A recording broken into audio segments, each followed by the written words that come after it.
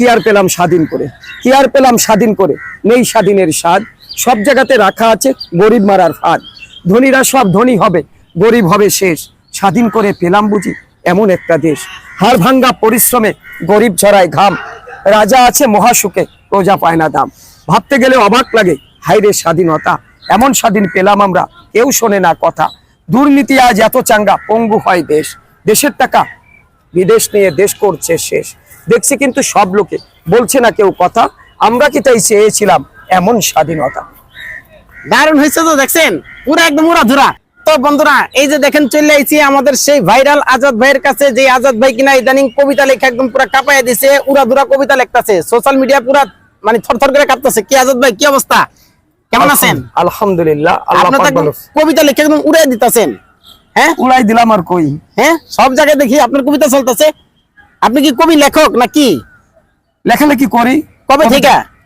আমি ছোটবেলা থেকেই লেখালেখি করতাম। তো আমার এই 2020 সাল থেকে আমার একটু বেশি হয়েছে। মানে কি হয়েছে, বেশি কি হয়েছে এটা বলেন। মানুষের কাছে পরিচিত পেয়েছে 2020 সালে।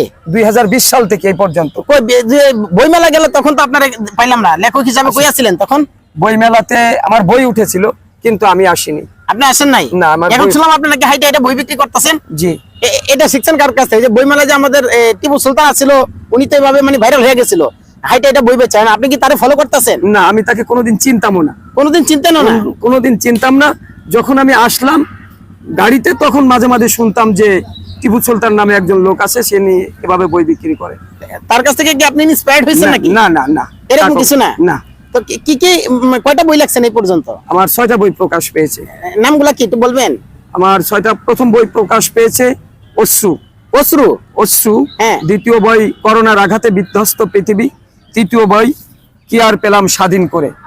কি আর পেলাম স্বাধীন করে? জি। মানে এটা কি বুঝাইছেন দেশ স্বাধীন করে আপনি কি পাইছেন, এরকম কিছু একটা? না, আসলে আমি বুঝাতে চাচ্ছি আমাদের সফলতা, আমাদের ব্যর্থতা, এটাই আমার এই কবিতার মাধ্যমে ফুটে আচ্ছা, তুলেছে। আর কি কি বই? আর ওগোমা তোমাকে বলছি, ও বইটা আমার কাছে নেই। আর কত কাঁদাবে, এটা আছে। নাম জানি না দেখলে চিনি, এ বইটা প্রকাশনায় আছে। নাম জানি না দেখলে চিনি। নাম জানি না দেখলে চিনি। ও মা, মানে এই যে আমরা যখন হাইটে উঠে যাই, একটা মেয়ের অনেক পছন্দ হয়, মানে পছন্দ হয়, ভালো লেগে যায়, দেখলে চিনি, হ্যাঁ, কিন্তু নামটা জানি না। বিষয়টা কি এরকম নাকি? আসলে আমি বিষয়টা এরকম তুলিনি, আমাদের বর্তমান সমাজ ব্যবস্থা নিয়ে, যে দেখা যায় যে আমরা একই মহল্লায় বসবাস করি, পাশাপাশি বাড়ি আছে, দেখছি রাস্তাঘাটে দেখেছে কিন্তু চিনি না।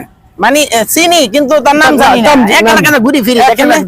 এই জন্য কিন্তু সবার নাম পরিচিত সবার হওয়া দরকার। হ্যাঁ, এক এলাকার মধ্যে মনে করেন যে সমস্ত ছেলে মেয়ে আছে না, মনে করেন আমি যে এলাকায় থাকি ওই এলাকায় তো অনেক মেয়েরা আছে, তাদেরকে আমি চিনি কিন্তু নাম টাম জানি না। ওদের উচিত আমার এসে পরিচয় হওয়া, যে ভাই কি অবস্থা, কেমন আছেন, আমার নাম এটা, তাই না? সবাই যে পরিচিত হবে তা তো না, প্রয়োজন ছাড়া মানুষ তো।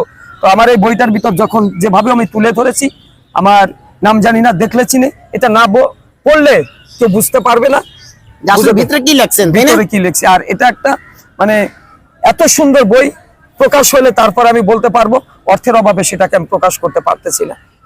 আচ্ছা, যদি মনে করেন হঠাৎ করে আপনার সামনে টিপু সুলতান আয়া পড়লো, মানে আপনিও যেভাবে হাইটে এটা বই বেচেন, ওই টিপু সুলতান তো হাইটে এটা বই বেচে না, আইসা পরে যদি আপনাকে দুই একটা ইংরেজি জিজ্ঞাসা ফেলায়, ওই যে যেরকম জিজ্ঞাসা করছিল না, না আমি ইংরেজি তো তেমন একটা পারদর্শী না। আমি আগে সারেন্ডার করে ফেলাইলাম। হ্যাঁ, আগে আমি ওই ধরনের থাকেন, আমি খুব অল্প লেখাপড়া করেছি।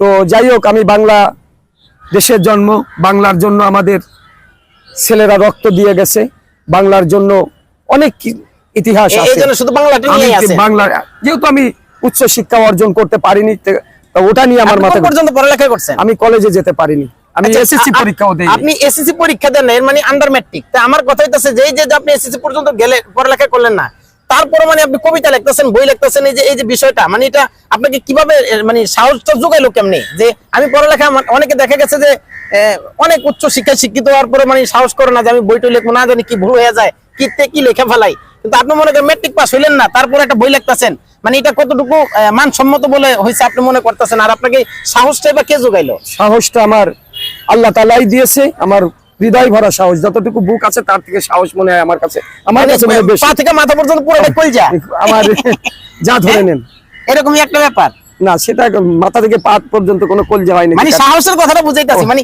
এই যে সাহস, মানে পুরোটাই মনে হচ্ছে সাহস ভরা। আমার সাহসটা একটু বেশি সাহসটা এবং বেশি, হ্যাঁ? সৎ পথে থেকে আমি সাহসিকতার পরিচয় দিতে চাই ইনশাল্লাহ।